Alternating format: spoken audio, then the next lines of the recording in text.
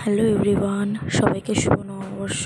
সকাল সকাল ফ্রেশ হয়ে নিয়েছি। ফ্রেশ হয়ে নতুন জামা পরে চলে গেছি ছাদে। ছাদে এসে পাখি পায়রা খেতে দিয়ে নিয়েছি। খেতে দেওয়ার পরে মনে পড়লো তোমাদেরকে একটা জিনিস দেখানোর বাকি আছে, সেটা হচ্ছে পাখির বাচ্চা। চলো দেখাই তোমাদেরকে পাখির বাচ্চা, কি সুন্দর তাই না? তো চলে গেলাম নিচে গিয়ে রেডি হয়ে নিয়েছি।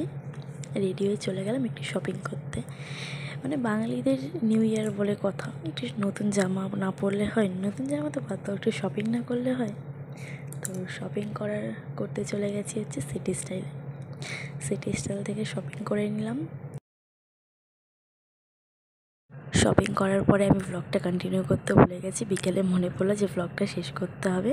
তো রেডি হয়ে বেরিয়ে গেছিলাম একটু ঘুরো করতে।